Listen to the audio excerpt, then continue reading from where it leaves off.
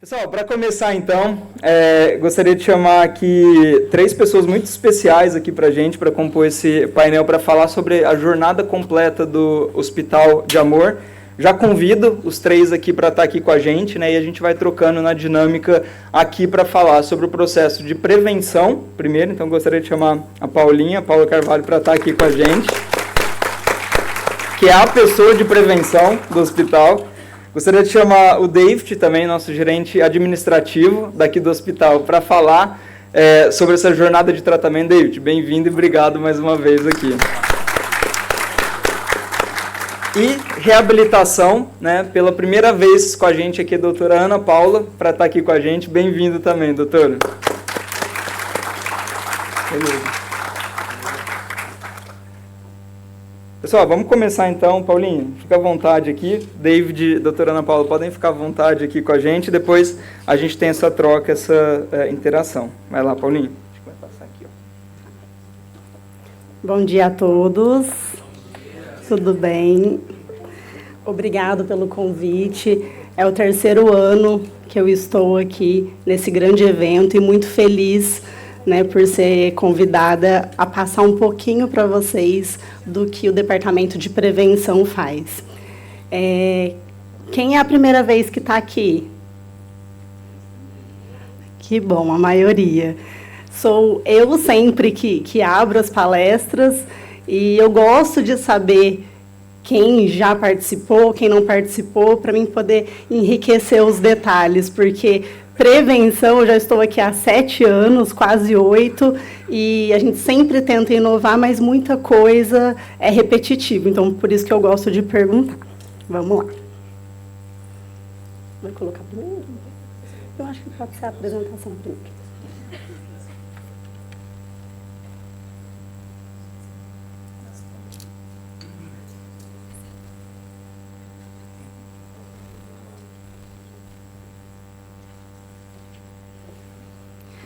Essa foto aqui é da fachada do nosso departamento de prevenção, fica logo aqui em frente ao IRCAD.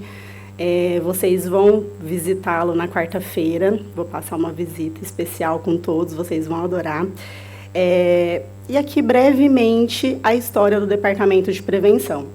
Então, tudo se iniciou em 1994, na época, o Dr. Paulo Prata, fundador da instituição, ainda era vivo. Ele, junto com o Dr. Edmundo Mauad, coordenador do departamento até hoje, mais a técnica de enfermagem, Dona Creuza Sauri, começaram a fazer prevenção de câncer do colo do útero com o exame de Papa Nicolau em Barretos, na periferia, e não existia um prédio, não tinha esse departamento como vocês viram a foto. A Dona Creuza, ela tinha uma bicicleta e uma mesa ginecológica portátil e ia na periferia de Barretos, de casa em casa, para coletar os exames. Para a época, foi um grande marco, porque era um trabalho de formiguinha. Ir de casa em casa, além da coleta dos exames, ela tinha que divulgar o departamento, conscientizar a população, porque se hoje nós já temos várias barreiras culturais sobre prevenção, imaginem há 30 anos atrás, né? Então, ela tinha dificuldade que as pessoas aderissem ao rastreamento, porque as pessoas não sabiam a importância da prevenção, havia um preconceito dos maridos, mulher minha não vai fazer o exame. Então, ela tinha esse trabalho de formiguinha, então ela contou muito com o apoio de pastores, padres, enfim, toda a comunidade para poder divulgar e coletar os exames. Na época, ela conseguiu coletar mais de 1.700 exames de Papa Nicolau e foram diagnosticados 7 casos de câncer do colo uterino. Então, conseguimos, né, salvar vidas. Ela tem amizade com essas mulheres até hoje. Ela passou no programa do Faro por conta dessa história. Recebeu o prêmio da Unesco de Mulher do Ano. E isso foi o início de tudo, né, dessa jornada. Só em 1998 que o hospital adquiriu a primeira unidade móvel, que era uma perua adaptada para coletar os exames de Papa Nicolau. Então, ela ia na zona rural para executar esses exames e também contou com o apoio da Polícia Militar, Polícia Ambiental. Só em 2001 que adquiriu a primeira unidade móvel de grande porte, que era um ônibus que realizava, além da coleta do exame de Papa Nicolau, também pequena cirurgia de pele, então tinha um centro cirúrgico ambulatorial adaptado e exames de próstata. Em 2003, adquiriu a primeira unidade móvel com mamógrafo da América Latina, e essa foto mostra um pouquinho das dificuldades, né? Um ônibus parado num local que não tinha asfalto, esgoto a céu aberto e todas as dificuldades. Em 2004, o ônibus, a unidade móvel 1, né, virou uma carreta que existe até hoje. O objetivo dessa carreta é atender os municípios que arrecadam recursos para o hospital. Hoje, existem mais ou menos 800 municípios fazendo esse trabalho. Leilões, cofrinhos, enfim, trazendo recursos. Então, como uma forma de agradecimento, essa unidade passa uma vez a cada 3 anos, em média, nesses municípios que fazem esse trabalho. Hoje ela visita o estado de São Paulo, Mato Grosso e Goiás. Em Juazeiro, que o hospital conseguiu a primeira unidade fixa de prevenção, até então Barretos não tinha uma unidade fixa, começou em Juazeiro por conta da Ivete Sangalo, que é a terra natal dela. Em 2009, que conseguimos o nosso prédio, na época o Instituto Avon lançou um concurso onde os 4 maiores projetos de rastreamento mamográfico do Brasil seriam contemplados. O senhor Henrique escreveu um projeto sozinho e, por unanimidade, nós ganhamos esse prédio, que hoje tem mais de 7 mil metros quadrados. Depois, em 2012, foi construída a unidade fixa de Fernandópolis, e de 2014 até o momento não paramos de crescer, então somos 20 unidades fixas de prevenção espalhadas pelo Brasil. Temos mais 6 unidades em construção e 57 unidades móveis. Cada unidade fixa tem uma quantidade de unidades móveis para atender aquela região. Tudo depende de como foi fechado o contrato, né, o consórcio, o convênio, enfim, cada estado fala de uma maneira. Mas cada um tem uma particularidade para poder rodar com essa unidade móvel e tem uma área de abrangência. Então, aqui em Barretos, por exemplo, nós temos uma unidade móvel que percorre a nossa regional de saúde, que é composta por 18 municípios, e nós conseguimos manter a periodicidade de visitação nessas cidades e realizar uma cobertura significativa. Aqui na matriz, nós temos 6 programas de rastreamento. Então, temos prevenção de câncer do colo do útero, que foi o que iniciou, depois mama, cólon em reto, boca, próstata e pele. As demais unidades, todas, têm mama e colo do útero. Algumas têm pele e outras têm boca, mas todas têm mama e colo do útero, que são os principais. E para vocês entenderem o conceito de prevenção, de rastreamento, quem pode fazer o rastreamento? Cada rastreio, cada especialidade tem um grupo específico, um grupo de risco específico. Então, prevenção seria quando a gente pega um determinado grupo de pessoas que se enquadram na faixa etária de maior risco de ter a doença e realiza os exames independente de histórico familiar, independente de sintomas, realiza os exames simplesmente pelo fato do risco que toda aquela população tem de ter a doença. Então, mamografia, né, câncer de mama. Qualquer mulher pode ter câncer de mama, independente do histórico pessoal ou familiar. Então, nós mulheres, só de nascermos mulheres, já temos um risco muito grande de ter a doença e basta isso para fazer os exames. Então, esse conceito, ele é empregado em todos os outros rastreios. Então, cada especialidade tem um grupo específico. Além disso, o rastreio, ele visa facilitar o acesso da população aos exames. Então, não é necessário passar no médico para poder ser examinado, ver qual o exame ideal, pegar uma guia autorizada, ser encaminhado pela Secretaria de Saúde, nada disso. Se está na faixa etária de risco, já é o suficiente para vir até aqui o departamento e fazer os exames no dia. Não é necessário agendamento prévio, porque a gente precisa garantir o acesso dessa população, facilitar, porque se você coloca todos esses empecilhos, o paciente ele não vai se prevenir. Por quê? O brasileiro não tem a cultura preventiva, e sim a de tratamento. E aí a prevenção vai ficando, porque eu não tenho histórico familiar, eu não sinto nada, tá quieto, deixa quieto, né? Tem vários mitos. Para que eu vou procurar isso agora? Ou até pessoas que querem fazer o exame, mas falam, na segunda eu faço, e a segunda nunca chega, igual a academia. Passa 2 anos e a segunda não chegou porque fica postergando. Então, nós precisamos facilitar o acesso. Então, prevenção de câncer do colo do útero é realizado com o exame de Papa Nicolau até o momento. As diretrizes estão sendo modificadas, então, até o final do ano, provavelmente, nós vamos modificar o nosso rastreio. Não será mais com o Papa Nicolau, será com um exame de diagnóstico molecular para detectar HPV. Então, não seria lido mais as células. A gente vai ver se tem o HPV presente, e se tiver o HPV presente, que é o causador do câncer do colo do útero, aí sim a gente intervém. Mas até o momento é o Papa Nicolau. O nosso Papa Nicolau ele é diferenciado de toda a rede SUS, porque nós não utilizamos o método convencional, que é aquele da lâmina, que a maioria das pessoas fazem, coleta as células e faz um esfregaço na lâmina. Nós coletamos no meio líquido, o que possibilita mandar para análise 100% da amostra coletada. Então, isso aumenta a sensibilidade do exame e também nos permite solicitar alguns testes complementares, como o COBAS para HPV.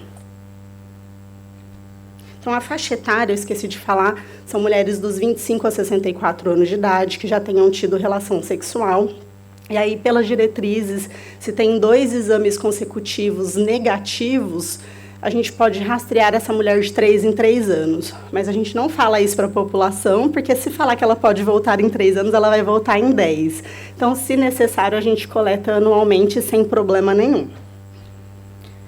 Mamografia. Mulheres dos 40 a 69 anos de idade, sendo dos 40 aos 49 anos anual e dos 50 a 69 anos a cada 2 anos.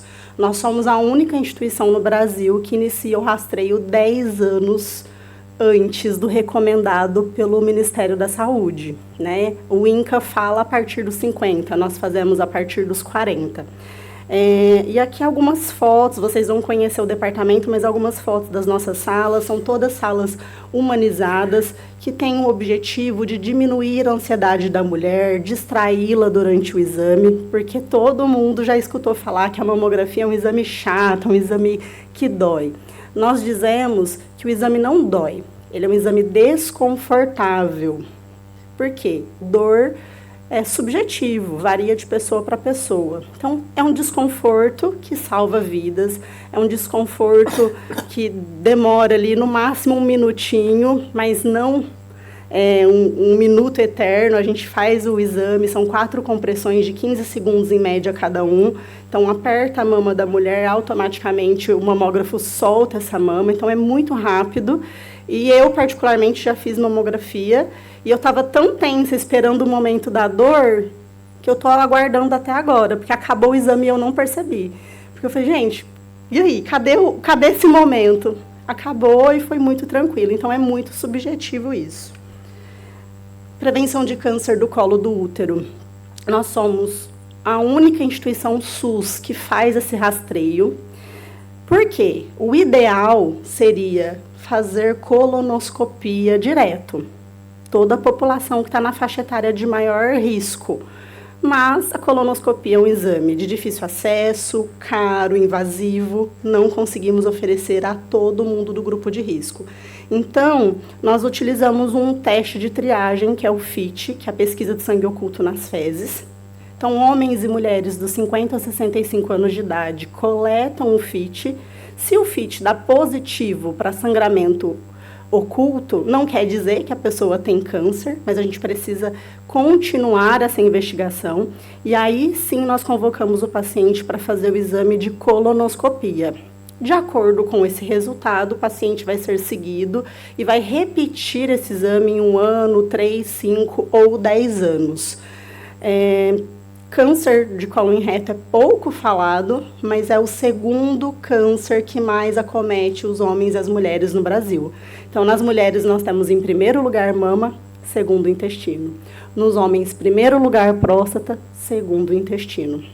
E mais ou menos 1/3 da população vai a óbito por conta desse câncer, que é totalmente prevenível, porque para ele se desenvolver, ele demora de 7 a 10 anos. Então, a gente consegue detectar lesões precursoras e esse é o verdadeiro rastreio, é o que nós queremos descobrir. Aqui abaixo a foto do FIT. Então, o FIT é um kit que tem um saquinho que reveste o vaso sanitário. Então, o paciente faz as fezes ali, não tem contato com a água, não precisa pegar as fezes dentro do vaso sanitário, põe em potinho, aquela coisa desagradável, né? E sem higiene. Esse aqui não. Faz as fezes ali, abre o potinho e perfura em 3 locais diferentes as fezes. Só isso. E encaminha para nós para análise. Esse daqui, ele tem uma diferença. Quem tem sinais e sintomas não pode fazer o FIT, porque a sensibilidade dele é ótima, aproximadamente 80%, igual o Papa Nicolau, mas existe o risco de 20% vir como falso negativo. Igual o teste de gravidez de farmácia, é mais ou menos a mesma lógica. Então, se a pessoa tem sinais e sintomas, o ideal é que ela faça colonoscopia direto. Então, pessoas com sinais e sintomas, pela regra, não são prevenção, é detecção. Se a gente usar essa regra para todos os rastreios, a gente não vai ter população, ou a gente vai dificultar, né? Então, mama, se a mulher tem sintomas, a gente faz exame, Papa Nicolau, se tem sintomas, a gente faz, mas intestino, se tem sinais e sintomas, a gente pede para procurar um médico. Câncer de pele. Hoje funciona via teledermatologia. Câncer de pele é do tipo não melanoma, é o câncer que mais acomete a população brasileira. Então, ele está acima de mama, de próstata, de intestino. Se a gente somar todos esses cânceres, ele ganha. Então, nós temos uma incidência aí de mais ou menos 220 mil casos por ano. Não conseguimos atender a todos que têm queixas, que têm dúvidas. Então, utilizamos uma triagem que é feita via teledermatoscopia. Então, uma enfermeira capacitada, ela tira fotos das lesões suspeitas, são 3 fotos de cada lesão. Uma foto panorâmica para identificar o local e também mensurar o tamanho dessa lesão de acordo com a região que ela está. Uma foto mais próxima e uma foto com dermatoscópio. Essas fotos caem para um dermatologista e ele lauda como suspeita, não suspeita. Se for suspeito de câncer de pele, a gente convoca esse paciente para passar numa consulta no departamento. Então, é um exame de triagem. E hoje nós temos um parceiro, que é a PrevLife, que montou uma plataforma para a gente inserir essas fotos. E ela também tem inteligência artificial para ajudar no diagnóstico. Câncer de boca é a prevenção mais simples e mais barata que existe, porque depende apenas de um dentista que tem habilidade para detectar lesões suspeitas na boca. Então, é feito um exame clínico oral, uma horoscopia, muito simples. Aqui nas fotos vocês conseguem ver que isso é feito em qualquer lugar. Então, as meninas fazem busca ativa e olham a boca do paciente aonde ele estiver, se ele permitir. Se tiver alguma mancha, alguma lesão, a gente manda para a unidade móvel, que fica estacionada ao lado da UBS de referência daquele bairro, ou até a nossa unidade fixa e faz a biópsia. Se dá positivo, encaminha para tratamento. Se dá negativo, a gente repete esse exame anualmente. Então, é muito simples, porém, é o mais difícil, porque qual é o público-alvo? pessoas acima dos 35 anos de idade, que bebem, ou que fumam, ou que têm os dois hábitos, ou que deixaram de fumar no máximo em 20 anos. Ou pessoas de qualquer idade que tenham lesões suspeitas na boca que não cicatrizam há mais de 15 dias. Esse público, geralmente, são homens que trabalham de dia e bebem à noite. Né? Muitos com problemas psicossociais, que não querem saber do diagnóstico e que acham que para fazer o exame tem que parar de fumar. Então, eles fogem, por isso que a gente precisa fazer busca ativa. O nosso objetivo não é que parem de fumar, nosso objetivo é fazer o exame. Parar de fumar é um objetivo secundário, tá? E, além disso, é o rastreio mais eficaz. Por quê? Papa Nicolau, nós temos uma média de meia mulher a cada 1.000 exames sendo diagnosticados. Mamografia é uma média de 4 a cada 1.000 exames. Esse aqui é uma média de 13, 14 a cada 1.000 exames. Então, é um rastreio mais eficaz e o mais barato. Aqui abaixo, essa foto mostra o Velscope. É um aparelho que nos auxilia no diagnóstico, porque ele emite uma luz fluorescente, azul, meio esverdeada, e quando ela está em contato com tecidos saudáveis, ela emite essa fluorescência, e nos tecidos doentes, ela absorve a luz. Então, aquele local ele fica mais enegrecido, nos auxiliando no momento da biópsia. Câncer de próstata. Nós utilizamos hoje apenas o PSA, não é feito PSA e toque retal, porque fizemos um estudo há um tempo atrás que mostrava que de 150 pacientes com toque retal alterado, 147 já tinham um PSA alterado. Ou seja, o toque fez diferença em apenas 3 pacientes. Então, utilizamos apenas o PSA como rastreio. E também inovamos. Hoje, nós utilizamos o Point of Care, que é o teste rápido, e utilizamos só o PSA total, por conta do custo, não dá para fazer o total e o livre, mas isso já é o suficiente para a gente convocar o paciente, caso tenha alguma alteração. Então, hoje nós utilizamos esse teste apenas na unidade móvel, que arrecada recursos para o hospital. O paciente coleta o exame, na hora ele já sabe o resultado. Se for alterado, a gente convoca para passar num outro momento aqui na instituição. E essa regra que eu disse vale para todos, tá? Nós temos um sistema de movimentação de exames, convocação de exames, onde o paciente com exames alterados, nós temos uma equipe habilitada para entrar em contato com esse paciente e convidá-lo a realizar exames complementares e consulta. Aqui é um programa que nós temos que se chama Prevenção Bate à Sua Porta, que a irmã do seu Henrique Prata que faz. Ela vai na zona rural, na periferia de Barretos, e bate de casa em casa e pergunta quem mora ali, qual a faixa etária, se está com o exame em dia, se não está, já passa o FIT na hora, já faz prevenção de pele na hora, mamografia encaminha para cá, Papa Nicolau já coleta na hora também. Enfim, é o único programa do Brasil com 5 rastreios. E o objetivo desse programa não é quantidade, e sim chegar à população menos favorecida. Aqui as fotos mostram bem isso, porque a gente tem um Brasil muito diverso, né? É muito comum elas pegarem aqui pessoas onde a mulher está sozinha cuidando de 3, 4 netos porque a filha sumiu no mundo, o marido está acamado porque teve um AVC, e ela é a única que cuida ali da casa. Ela está pensando em se cuidar? Não. Primeiro a família. Ela quer saber se ela tem algum diagnóstico? Não. Melhor nem saber, né? Então, é essa população que a gente visa encontrar nesse rastreio. Realizamos várias campanhas, então Outubro Rosa, Dezembro Laranja, Março Marinho, enfim. O trabalho da prevenção é um trabalho árduo. Por quê? A população, como eu já disse, não tem a cultura de se prevenir.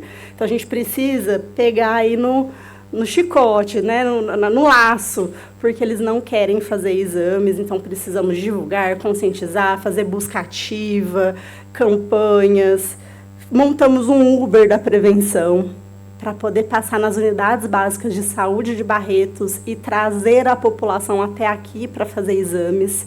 Esse Uber tem ar-condicionado, tem café, enfim, é equipado para poder trazer as mulheres e mesmo assim não temos uma adesão muito boa.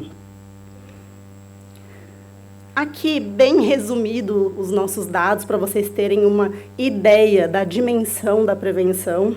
No ano de 2023, essas 20 unidades fixas de prevenção e 57 unidades móveis produziram quase 370 mil procedimentos de mama e quase 280 mil procedimentos do colo do útero. Então, temos uma produção aí muito grande, nada se compara à nossa produção. E se eu fosse falar de tudo aqui para vocês, a gente ficaria muito tempo. Mas, por exemplo, prevenção de câncer de boca. Hoje, nós somos o único que rastreia no Brasil, que a gente tem conhecimento, e pela FOSP saiu um boletim mostrando que os nossos dados são unânimes. Enquanto outras instituições fazem rastreamento ali de 400, 500 pacientes, a gente faz de 5 mil. Então, somos pioneiros no que fazemos. Agradecer a todos. E eu quero colocar um vídeo aqui, só para vocês sentirem um pouquinho da emoção que a gente sente fazendo a prevenção. Esse vídeo é um trailer da Expedição Amazônia que fizemos o ano passado, levando exames à população ribeirinha, à população indígena, que nunca fez exame. E esse ano vamos fazer em setembro e outubro novamente.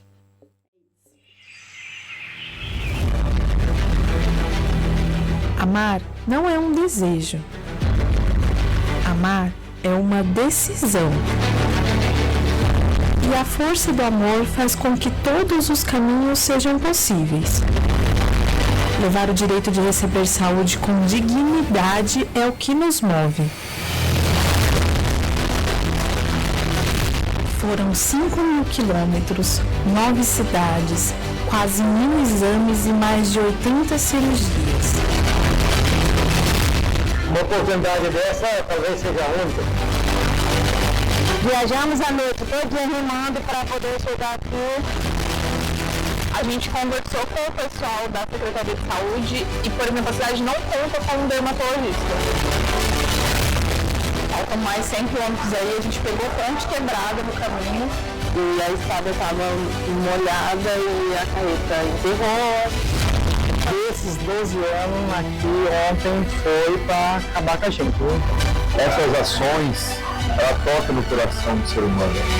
É ver realmente a felicidade, olhar as pessoas que descem da carreta, que subiram tristes e descem sorridente e agradecendo. Então isso aí é o que marca a gente. Em cada cidade que a gente atende, a gente está ali representando o hospital, né? E atendendo sempre com muito amor no coração.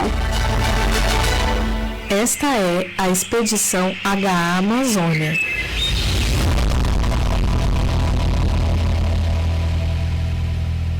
E é isso, espero que tenham gostado e estou à disposição para perguntas.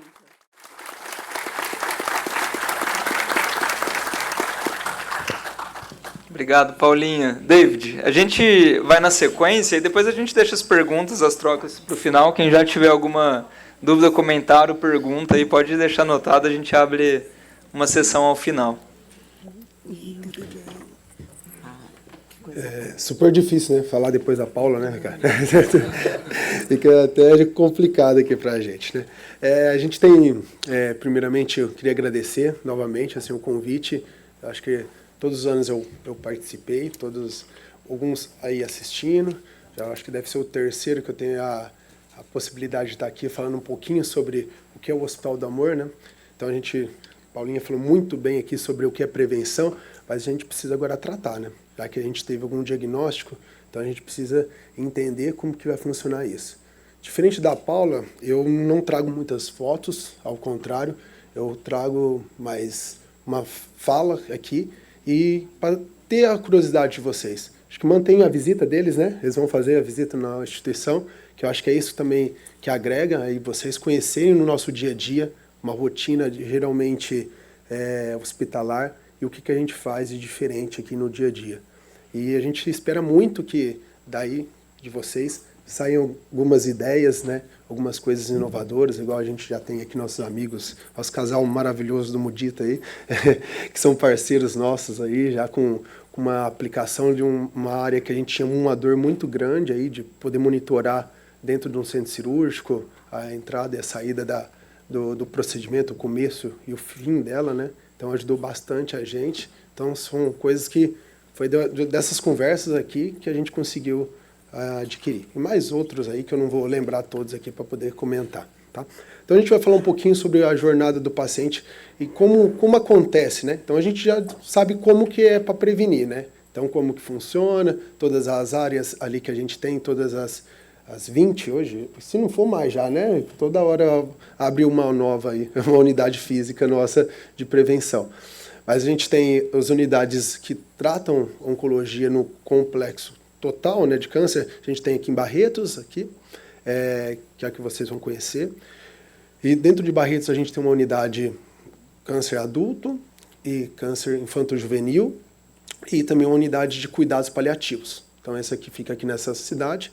A gente tem uma unidade também de tratamento quase completo quanto aqui, em Jales. Até nossos amigos estão aí. Prazer, vocês vieram.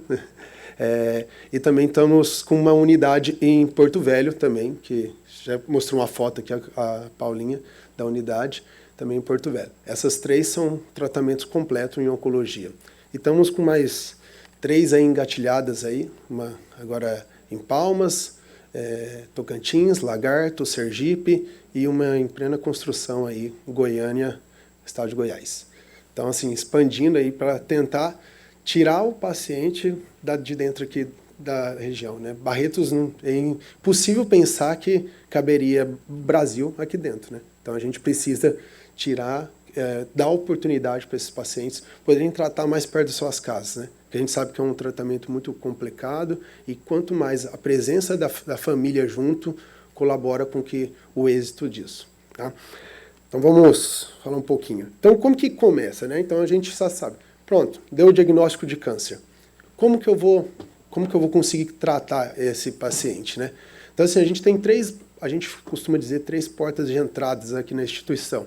Uma que é a regulação pelo nosso estado, né? Aqui, que a gente é representante do estado de São Paulo, então a gente regula pelas nossas portas de entrada. Então, a própria Secretaria de Saúde ou DRS, que é conectada ao município, ela faz uma regulação junto ao Estado, e a gente chama CROSS, que é o sistema que ele organiza, e assim ele organiza os pacientes para qual a cidade mais próxima e encaminha. E nós somos uma dessas unidades. Então a gente tem essa porta de entrada, que a gente fala regulada, né, pelo próprio Estado.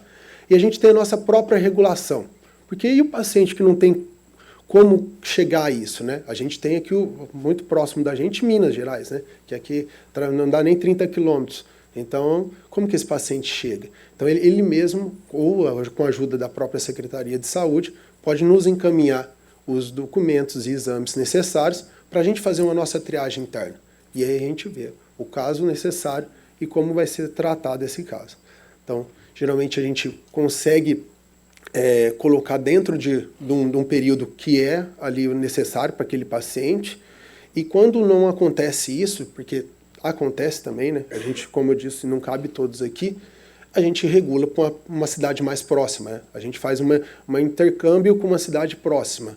Por exemplo, um cuidado que ele poderia ter numa cidade, por exemplo, podemos levar para, estava falando de Minas, Uberlândia, né? Uberaba, a gente faz essa conexão para também ajudar o paciente. E temos também, claro, a porta aberta. Então, eu falo que é um misto de dificuldade com uma alegria, né? De poder ajudar as pessoas, porque você imaginar que a gente sabe quantos pacientes estão agendados, né? Mas eu não sei quantos pacientes eu vou atender, porque a gente tem a porta aberta aqui e o paciente chega, sim, com seus documentos debaixo do braço, os exames, que acabou de receber um diagnóstico e não sabe o que fazer, e bate aqui na nossa porta. E qual é o nosso papel? É acolher, minimizador, sentimentos ali, fazer com que ele entenda o que ele precise, e se, claro, for necessário e ali for, começar a fazer um tratamento. Então a gente tem essa entrada também. Isso acontece em cerca de 17 a 20 pessoas por dia que chegam aqui dessa maneira. Então é um número bem significativo. Isso faz com que a gente tenha uma estrutura diferenciada de pensar em como receber esse paciente, né? Muito diferente daquele que já está agendado, já sabe o que ele tem, e muito mais organizado para nós. Agora esse, ele realmente é um difícil manuseio, mas que toda vez a gente consegue se organizar. Então, e como que a gente tem os nossos meios, né, de atendimento? Então, a gente triou, da grande maioria, a gente não conhece o paciente, tirando o que veio aqui na porta, né, a gente não conhece ele.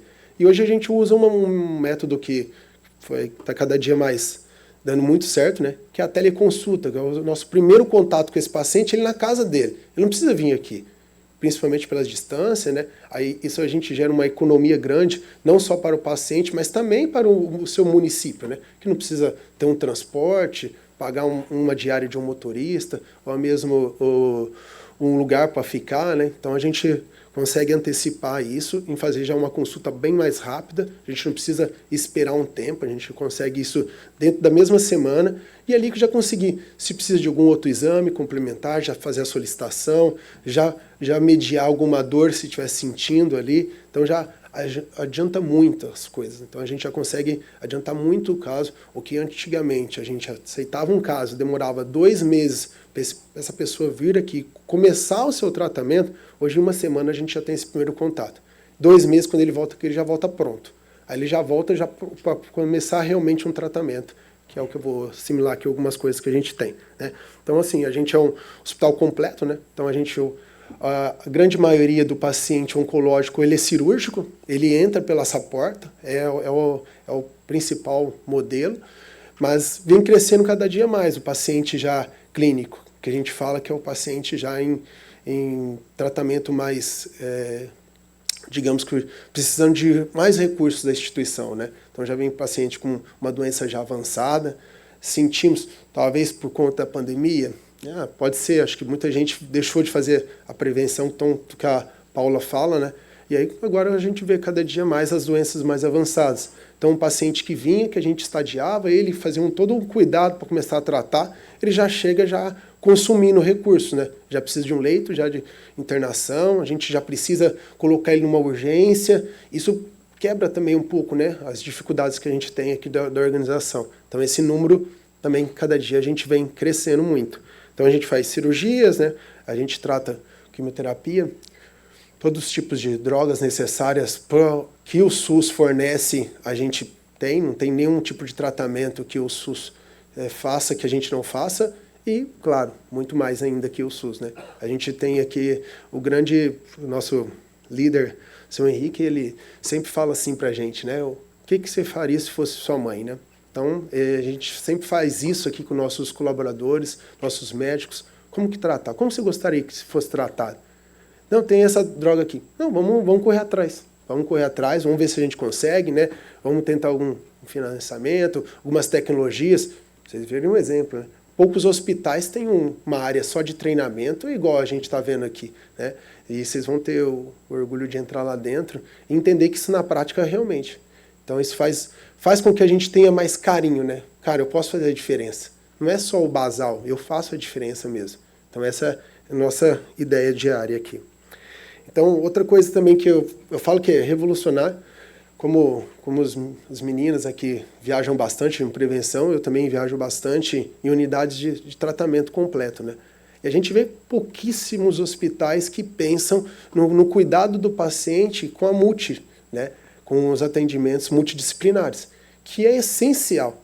Eu brinco muito quando a gente vai conversar com ele, assim, em vez de o senhor me dar um médico, me dá uma equipe multi aí que eu resolvo muito mais para o paciente, tenho certeza. Então, assim, ter esse cuidado já no começo do tratamento, né, dele, a gente fala que ele ganha um combozinho quando ele entra. Então ele já passa numa primeira consulta, já agenda um nutricionista, psicólogo, fisioterapeuta, fono, tudo que for necessário ali durante a doença dele ali, para poder já preparar esse paciente, né? Então ele tem que estar fisicamente bem, ele tem que estar também mentalmente bem. Então ele tem que estar com um paciente assim que a gente consiga, o tratamento pode ser longo, pode ser duradouro e pode ser muito difícil. Então a gente precisa trabalhar todos os conceitos dele ali, da saúde dele. Não só olhar consulta médica, isso. Então a equipe multi é muito importante e acho que poucos hospitais olham com esse carinho dentro da área hospitalar, né? Desde o primeiro momento que ele já pisa dentro da nossa unidade, ele já começa a ser tratado dessa maneira. Então, temos todas as áreas, né? Então, não tem nenhum tipo... O nosso serviço social, que é tão importante aqui, eu digo também que ele faz o primeiro atendimento a esse paciente quando ele está ainda na casa dele, de querer sociocultural, socioeconômico, na verdade, desculpa, entender o que esse paciente vai precisar quando ele pisar aqui. Então, assim, financeiramente, ele tem condição, ele tem onde ficar, ele tem como se alimentar, a gente se preocupa muito nisso. É a primeira coisa, assim, que a gente aprende muito aqui na instituição, não é só tratar a doença, mas sim tratar o que o ser precisa fora daqui, como que está a família dele. Então a gente faz um trabalho muito bacana a gente tem casas de apoio, onde a gente administra, totalmente custeados pela instituição, com mais de 200 leitos, onde esses pacientes podem ficar e fazer todo esse tratamento aqui. A gente faz um trabalho muito legal com o infanto-juvenil, onde a gente viu que tinha muito descasamentos. A mãe vinha, trazia a criança e o pai ficava na cidade de origem. E câncer infantil não chega nem a 5% do total dos cânceres, né? Então, assim, geralmente vem de muito longe. Então, são cidades muito longínquas, estados muito longe, e aí acontece muito. Os pais acabam se separando, e aí isso fica muito ruim. O que a gente fez? Vamos criar um alojamento onde a gente acolhe o pai, a mãe e os irmãos. Os irmãos a gente dá escola, a gente consegue fazer com que eles estudem aqui, e o pai a gente vai empregar. Aí a gente emprega dentro da instituição, onde a gente consegue trazer ele para a sociedade. Então ele trabalha junto com a gente, a mãe fica o dia todo cuidando da criança que está em tratamento, e os filhos têm os cuidados da escola. Então, se pensar isso, cara, eu acho difícil a gente olhar outros serviços que têm esse carinho, né? Então, assim, a gente pensa muito no sócio econômico da pessoa e como que ela vai conseguir continuar. Então, é um trabalho que a gente faz lá na ponta, com assistente social, dela entender, dela fazer uma consulta de tele antes do paciente pisar aqui. Então, quando essa paciente chegar aqui, a gente já sabe de todo o redor dele o que ele precisa. Então, a gente também é um hospital totalmente completo, a gente fala em diagnóstico, né? Então não tem nenhum tipo de diagnóstico que a gente não consiga executar aqui. A gente tem medicina nuclear, que são poucos hospitais que têm uma área dessa completa, a gente tem PET-CT, temos o diagnósticos por imagem, tem um biobanco aqui, interno nosso, onde a gente consegue identificar realmente qual é o melhor tratamento que aquele paciente precisa, qual é a melhor quimioterapia, o ponto-alvo realmente que ele executa, através de testes que a gente faz e consegue ter uma exatidão muito melhor. Com isso, ganha-se tempo de tratamento, economia, a gente não fica testando coisas, né, dessa maneira, e com certeza um benefício tremendo para ele, né? Laboratórios, anatomopatológicas, a gente faz pequena cirurgia, que a gente tem uma média aqui de cirurgias de grande e médio porte, umas 25 cirurgias diárias. Isso muito ajuda aí, o Mudita aí nos ajuda a ter uma organização para não ter uma falha nesse processo, porque é difícil. Temos 8 salas simultâneas funcionando, então tem que ter uma logística bem bacana para isso. E a gente faz mais ou menos uns 25 procedimentos hospital dia. O paciente vai embora para sua casa. Em outros hospitais, esse paciente tentaria ficar um dia internado. A gente faz com que ele tenha um modelo que ele possa ir embora para sua casa ou ficar em uma das nossas casas de apoio, monitorados por nós, para que a gente consiga ter espaço físico para rodar cirurgias de grande e médio porte. Porque fisicamente a gente tem uma estrutura que tem um limite de lugares, né, para compor para esses pacientes. Então, como eu já tinha falado, né, os tratamentos aqui, a gente faz o completo, então quimioterapia, radioterapia, cirurgia, e também temos um pouco falado de pesquisa clínica patrocinada, né, que são as pesquisas em medicamentos que ainda não foram lançados no mercado, e a gente tem aqui como conseguir levar isso para um paciente. Então, uma imunoterapia, que é um tratamento caríssimo, difícil ele ter esse tipo de acesso. Muitos vendem em casa, fazem empréstimo para conseguir isso. dentro daqui da instituição a gente consegue levar isso para o paciente, desde que ele esteja ligado nesse estudo. Hoje a gente tem mais de 200 estudos ativos aí, então acabamos muito benefício para muito paciente, onde não teria nada para ele fazer, e aqui a gente consegue trazer esse tipo de tratamento, algo bem diferenciado. Então é um benefício muito grande. Claro que as indústrias também interessam, né, porque a gente tem um N importante de paciente, né, então a gente ajuda a colaborar com a construção de um medicamento futuro, né, onde a gente vai fazer benefícios para pacientes, com certeza. Não vou entrar muito nesse assunto, porque a doutora Ana vai falar bastante sobre isso, né? Mas aqui, além de a gente falar toda a área hospitalar, esse paciente depois ele não... terminou a cirurgia, saiu, está de alta, pode ir para casa. Não, a gente vai reabilitar ele, né? A ideia é devolver ele para a sociedade de uma maneira que ele possa compor a vida dele. Ou voltar aos trabalhos, ou voltar a estudar, se for uma criança, voltar à sua rotina diária. Ele precisa ser inserido novamente na sociedade.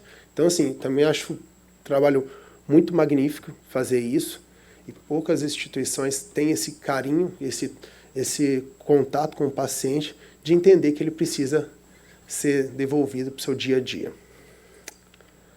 E o paciente oncológico, ele tem também uma coisa que a gente nunca dá alta para o paciente oncológico. Ele sempre está com a gente. A gente talvez delonga um pouco os prazos dele estar vindo aqui, e hoje a tele ajudou muito, né? Então, um paciente de segmento, ele nem precisa mais se deslocar da casa dele. Então, mas a gente sempre está acompanhando ele, com exames de rotina que tem que ser feito, e consultas para poder avaliar como que está o cuidado dele, com a sua vida, como está a sua vida no dia a dia, e, claro, torcendo para que não tenha uma progressão, não volte nada, mas acompanhando de perto. Eu acho que isso também é um significado que a gente faz muito aqui no Hospital do Amor. Então, assim, quando que eu vou ter alta? Você não vai ter alta, mas pelo seu bem, tá? Pelo seu bem, a gente vai te acompanhar sempre, vamos estar junto com você. E, claro, não podemos deixar de falar, como eu comecei, eu falei que a gente tem uma unidade paliativa também. Então, assim, a gente tem que pensar que em alguns momentos o câncer chega e não tem cura, né? E aí a gente não tem como fazer, a gente já fez de tudo, mas e aí, o que a gente vai fazer com esse paciente? Vamos dar um cuidado de vida para ele, até o final dos seus últimos momentos. Qual que é a ideia? Tirar todo tipo de dor que ele tenha. Então, nunca vai pensar em nenhum tipo de sofrimento. Então, a gente tem uma unidade só para isso, que é linda, magnífica, que eu falo que é o lugar que eles precisavam conhecer. A gente brinca que Deus mora lá. Se tem um lugar onde Deus mora aqui, é lá. Lá você se sente assim muito acolhido, é uma unidade bem... os pacientes, os familiares, eles almoçam com os funcionários. Então, assim, se sente uma casa. Então, está todo mundo junto, muito conectado. Então, assim, muitos pacientes que a gente tinha diagnóstico de vida de 2, 3 meses... A gente já tem relatos de ficar 2 anos aqui com a gente, entendeu? Do cuidado, assim, Então, assim, ter esse cuidado também no final de vida, cara, é extremamente gratificante, assim. E por isso que eu falo, até me emociona um pouco de fazer parte disso, né? Da gente conseguir levar isso e falar que a gente faz a diferença, entendeu? Aqui eu falo um pouquinho da linha, né? É tudo isso que eu contei para vocês, falando um pouquinho da linha, então onde a gente começa na triagem, na consulta, na toda ajuda multidisciplinar que o paciente recebe, né? Os procedimentos e os tratamentos, que grande maioria a gente tem muito êxito, né? E a gente consegue cada dia mais as taxas nossas, que depois eu acho que o André vai falar um pouco de dados, ver como que tá as taxas nossas de cura, de tratamento com êxito, cada dia crescendo mais. Muito porque as tecnologias em cada dia aumentando, né? Mas eu acho também esse cuidado que a gente tem, né? Esse carinho, assim, de fazer tudo conectado certinho, assim, para que o paciente não se perca, tá?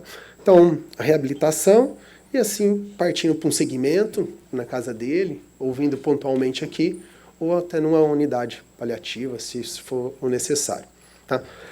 Então, bem mais breve do que a Paula, né? Muito mais a gente conversar mesmo, um bate-papo, para vocês entenderem o que é essa estrutura. Então, sem fotografia, porque eu quero que vocês conheçam fisicamente, quero que vocês vão lá, de verdade. Será um prazer, estaria aí à tarde também, se a gente quiser bater um papo, conversar um pouco também. Será um prazer conectar com vocês. Quero ouvir as histórias, as ideias que cada um tem aqui, que trouxe para poder fortalecer e ajudar a instituição ou outras instituições, né? Que é isso que a gente quer. Tá? Nome aqui, agradeço muito de novo, Gui, Matheus, assim, Dr. Luiz, as meninas, são um amor. Sempre me sinto muito acolhido aqui e muito obrigado.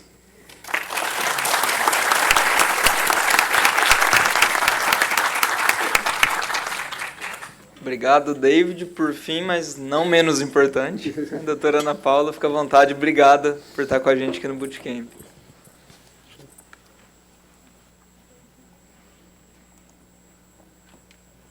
Esse aqui. Esse. Ah, o dela tem? Não.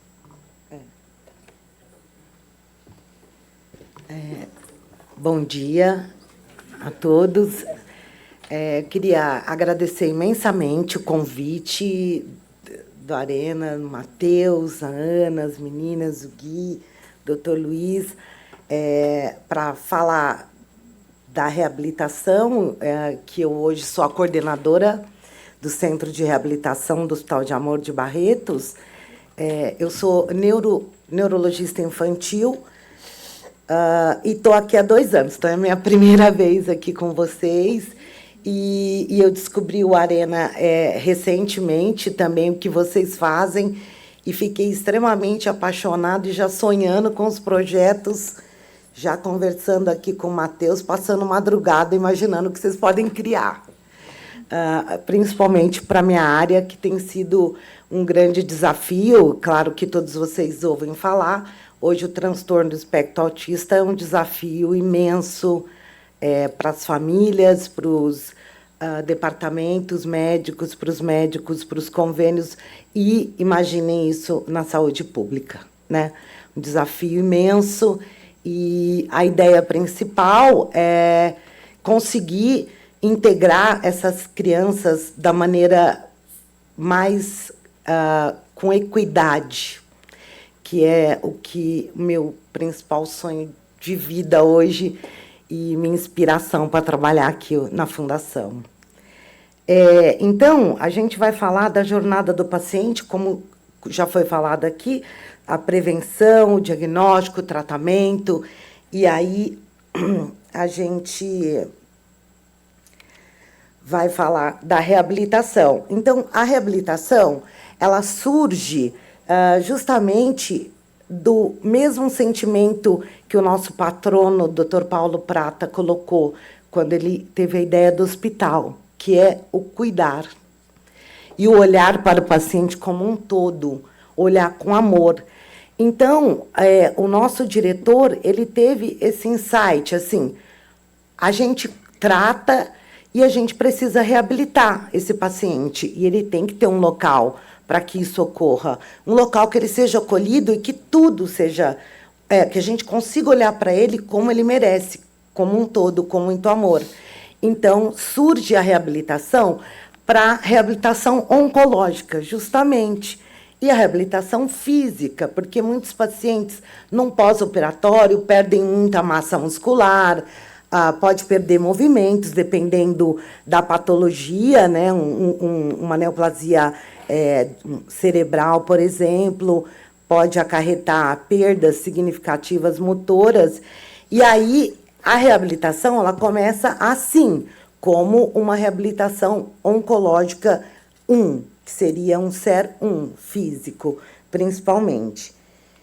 E aí, a gente vê que a incapacidade em decorrência do câncer, evolução nas terapias, a maior sobrevida do paciente, então sobreviver com qualidade de vida e com perspectivas, né, com inclusão e equidade, que é justamente o nosso objetivo principal.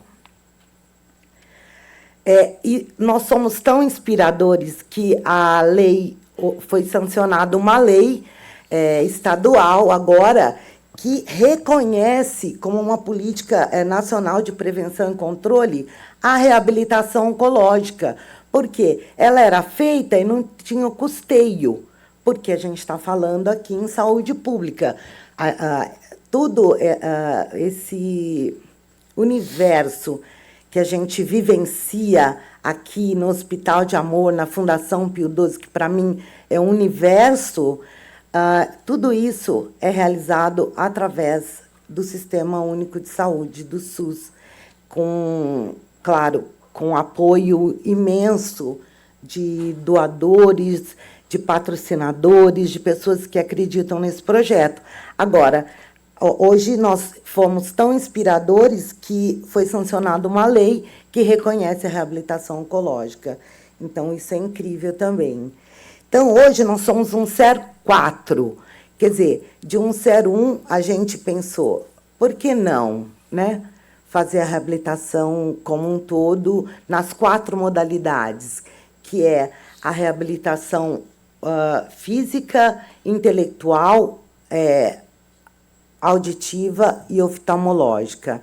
Então, o nosso paciente-alvo é oncológico, não oncológico, e nós temos hoje o apoio da oficina ortopédica também. Então, auditiva, visual, intelectual e a física. E nós somos além. Nós começamos a reabilitação já na unidade de internação, através dos nossos fisiatras. Nós temos a ecoterapia, que é um programa de apoio ao paciente em reabilitação, a pediatria de alto risco, que, na verdade, é uma pediatria preventiva, é um programa capitaneado pela doutora Paula Marconi, que está aqui hoje, me honrando aqui com a presença dela, e que avalia a criança de risco para evoluir por uma patologia neurológica, para um déficit cognitivo ou físico. E temos hoje também um núcleo de dor. Então, essa é o nosso prédio aqui, que fica aqui para cima um pouquinho, atrás do Hospital Infantil, e eu gostaria de convidar todos vocês para uma visita. Vai ser um prazer que vocês possam conhecer o nosso prédio, nossas instalações pessoalmente. Vai ser um prazer imenso receber a todos vocês, para que vocês se inspirem ainda mais a nos auxiliar, aí a criar sempre uma novidade. Então, hoje nós temos especialidades médicas, a fisiatria, oftalmologia, otorrino, a neurologia pediátrica, a neurologia adulta, pediatria, anestesia, oncologia, ortopedia e a psiquiatria. E contamos com uma equipe multidisciplinar de enfermagem, fisioterapeutas, terapeutas ocupacionais, fonoaudiólogos, psicólogos, educador físico, nutricionista e assistente social.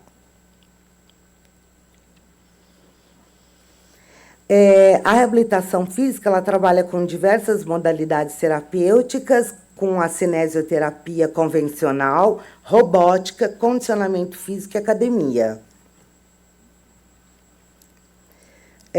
A gente trabalha com a precocidade, então, aqui eu achava que era um vídeo, mas acho que não. Achei aqui. Então, a gente já começa aqui a trabalhar com o paciente ainda na unidade de internação.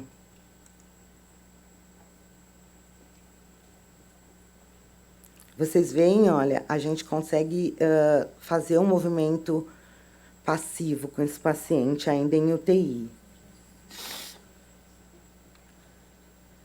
Nós temos um laboratório de análise de movimento e marcha, né? Então, vocês podem ver, a gente estuda a marcha para você habilitar esse paciente com a prótese mais adequada, com o que ele vai precisar de acordo com as necessidades dele, né? Nós aplicamos toxina botulínica também, tanto para as distonias faciais, distonias de membros, para os pacientes com paralisia cerebral. A gente tem aplicação de toxina pediátrica e adulto. A gente tem aqui a nossa robótica para membros superiores, que é o Armeu Power Spring, Então, a gente vai trabalhar o paciente para o membro superior. Olha, isso gamificado, se vocês estão vendo aqui, ó, é uma gamificação.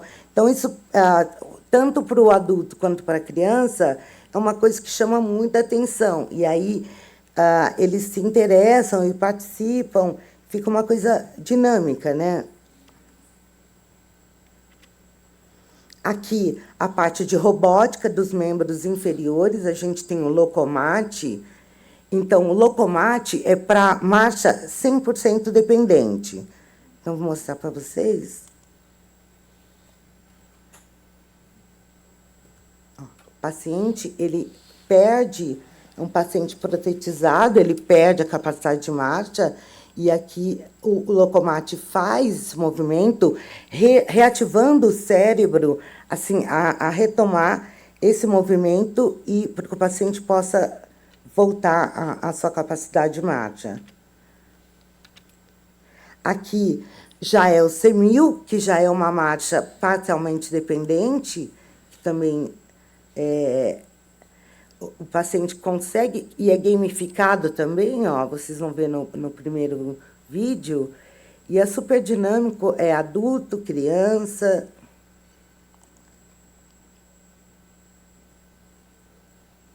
Ó, então, ele vai ali pisando e superando desafios, e fica super empolgante para a criança, para poder... Ele não tem dependência total, é parcial, né, de marcha. E para o paciente protetizado também.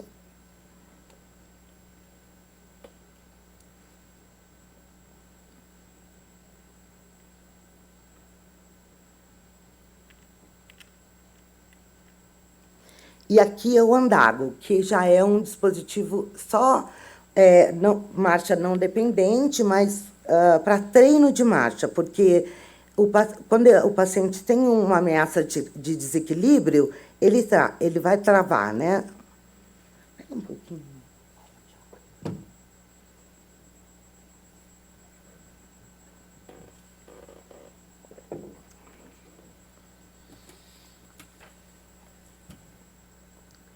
Então, ele trava se o paciente ameaçar cair. Então, a gente tem as 3 etapas: o Locomate, 100% dependente, o C1000 e o Andago. Então, o paciente evolui na capacidade de marcha dele usando esses dispositivos robóticos, né? Olha lá, ela ameaça cair e ele trava. Então, é como se fosse um andador, mas super evoluído, né? E aqui a gente tem o Nirvana. O Nirvana é um dispositivo tecnológico que permite a interação de criança e adulto com imagens e comandos. Então, aqui pode ser vários comandos. Aqui é o brinquedo, é o brincar com a bolinha, e aqui nós colocamos 2 crianças autistas, colocamos um paciente também em reabilitação pós-transplante de medula, com déficit de memória. E aqui é uma criança totalmente não verbal, que vocês vão ver aqui, que ele passa a interagir. Eu não sei se está com som, mas... Ó, a gente dá o comando para ele achar a bolinha vermelha.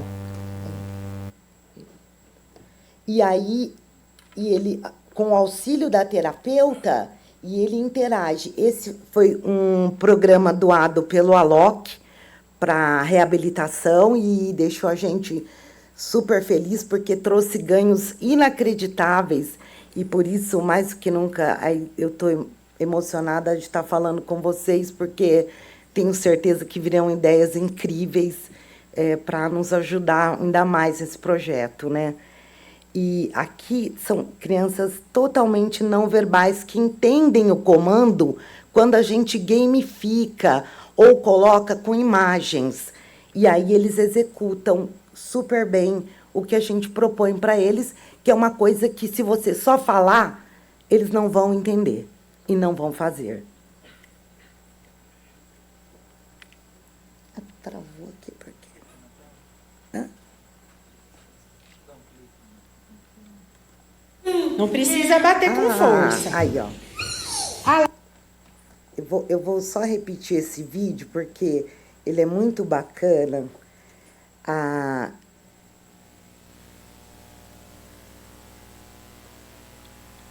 aqui, A bola. Isso, muito bem. Parabéns. Muito bem, João. Vai, Econ. E aqueles a gente Joga a bola pro João. Tem grupos. Isso, João. Pega a bola vermelha. Muito bem. Empurrou. Mais uma, mais uma. Cadê a verde? Cadê a verde grandona? Cadê a amarela? Ah lá. Muito bem. Nosso comando. E interagindo entre eles, que é uma coisa que a gente não conseguia numa terapia convencional. Aí, tá caindo mais. Vamos olhar? Isso, joga a bola para mim. Aqui, a reabilitação auditiva, então, muitas vezes, o prematuro, a criança que teve uma infecção neonatal, uma infecção congênita, nós conseguimos fazer o teste auditivo precocemente e, detectada a deficiência, a gente rapidamente coloca... Não estou conseguindo abrir o vídeo por aqui.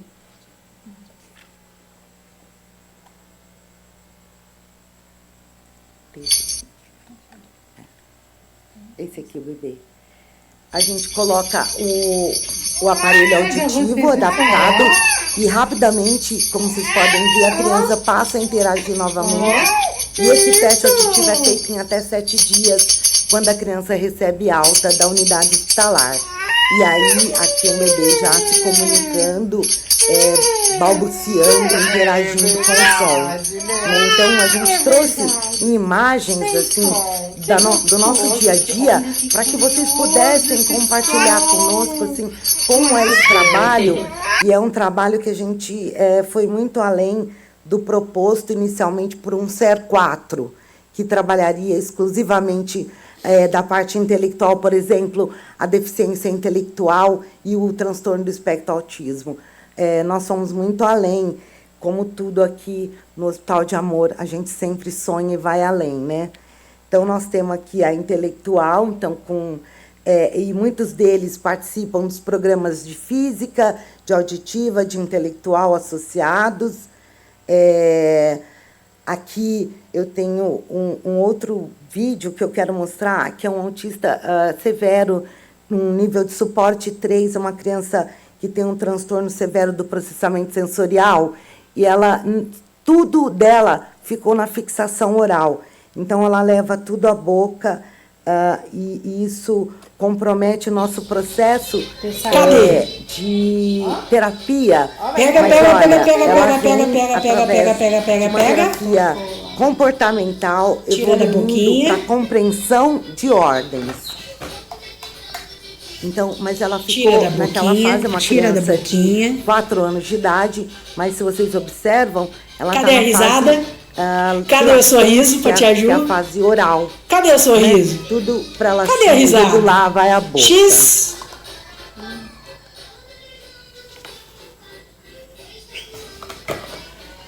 E aí ela consegue depois obedecer uma ordem da terapeuta e interagir com uma textura Esse legal? que é totalmente diferente para ela. Então, mas o único lugar que ela aceita ficar em terapia é uma cadeirinha de comer. É o único lugar. Fora isso, ela fica extremamente irritada, agressiva, principalmente com a mãe. Então, aqui ainda o Nirvana, as terapias convencionais. Nós recebemos pacientes com síndrome de Down, síndromes genéticas, paralisia cerebral, enfim, como um todo, né? O transtorno opositor desafiador, os transtornos do neurodesenvolvimento, que é o transtorno do déficit de atenção e hiperatividade, o transtorno de aprendizado, deficiência intelectual, paralisia cerebral, prematuros, todos trabalhados através de um plano terapêutico singular. Aqui algumas fotos dos nossos pacientinhos, das terapias, a terapia para seletividade alimentar aqui. Então, a gente usa o lúdico para mostrar os alimentos, para que eles deem um alimento para um bichinho ou peguem um alimento diferente para eles e, a partir de então, tentar quebrar um pouquinho esse processo de seletividade, que é um transtorno de processamento sensorial. Aqui a ecoterapia, e a ecoterapia permite tanto ao paciente adulto quanto ao paciente pediátrico trabalhar o mecanismo da marcha. E, a partir disso, o cérebro reconhece esse mecanismo, porque o cavalo ele executa esse mecanismo. É o Aras do Dr. Serrano, que tem toda uma estrutura de acolhimento para o paciente, para iniciar a terapia, e também de acolhimento para que o paciente interaja. Eles interagem com o animal, interagem entre eles, interagem com os terapeutas. Então, é um programa super fantástico, que tem auxiliado muito na reabilitação. E tem o transporte, eles são levados até lá, tem refeição. Aqui nós temos a terapeuta, o condutor e outro terapeuta. Então, a criança é totalmente assistida, ela pode estar sozinha ou ela pode estar com a presença do terapeuta no cavalinho, mas ela é totalmente assistida de acordo com as necessidades dela. Maria, manda um beijo aqui, manda. Beijo, assim, ó. Maria. Uhul.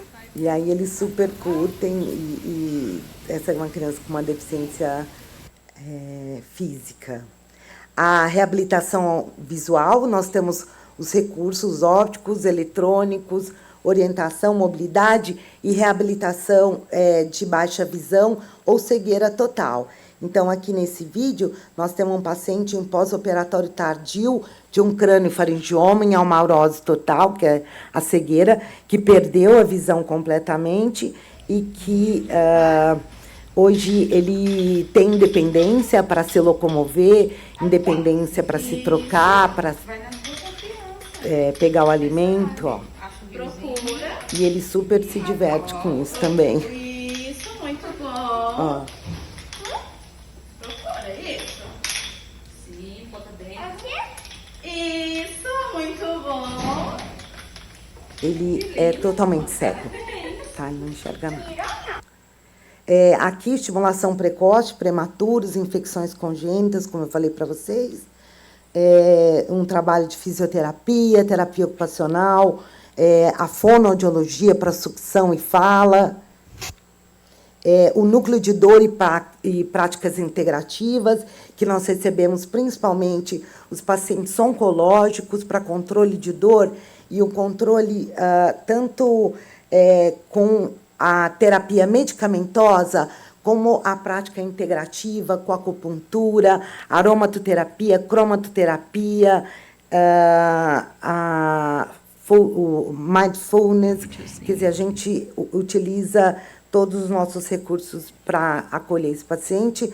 A oficina ortopédica, que protetiza os nossos pacientes amputados. Nós temos um robô que consegue monitorizar o coto, fazer todo o processo. Temos os capacetinhos para as assimetrias cranianas. O nosso robô, que é o Vitor, que ele consegue escanear o coto e programar uma prótese adaptada exatamente de acordo com a necessidade do paciente, com o tamanho de coto, com a musculatura remanescente. Então, é de uma capacidade de gerar uma prótese 100% adaptada, né? E nós temos hoje um núcleo de pesquisa e profissionalização. Então, o paciente hoje sobrevivente do câncer, ou um paciente nosso lá que está em programa de reabilitação, nós estamos agora tentando profissionalizá-los através de um programa que nós começamos esse ano. Temos muitas publicações científicas, muitos estudos em andamento. E, bom, essa é a nossa equipe e toda essa tecnologia que nós temos hoje, tudo só é possível com o amor que existe atrás de cada profissional que está ali participando de tudo e dedicando para que esse paciente possa ser reintegrado em sociedade. Super obrigada e desculpa os engasguinhos. E foi um prazer mesmo.